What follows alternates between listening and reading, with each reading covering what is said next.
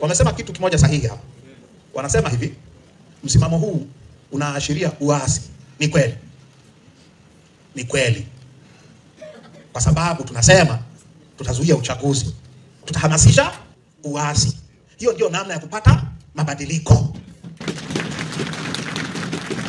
Ndio namna ya kupata.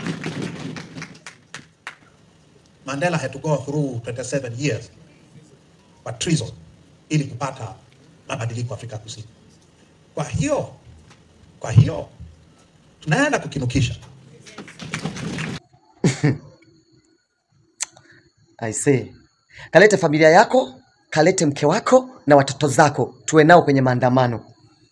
Yaani sijawahi kuwa chama chochote, ila kwa hili mzee, acha kutuchomesha bana. Familia yako nje, afu za kwetu ndo tuzipeleke mstari wa mbele. Bro, nchi ya Samia, ya Magufuli, ya Nyerere, maandamano wa Tanzania. Bro, sister, iso Kenya, iso Kongo hii.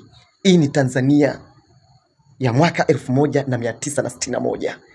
What? Ati maandamano? Yaani sisi tufanye maandamano, alafu nyinyi mpate riziki. Sisi ambao tufa ambao hatuna hatia, yaani mabeberu ndo mfaidi.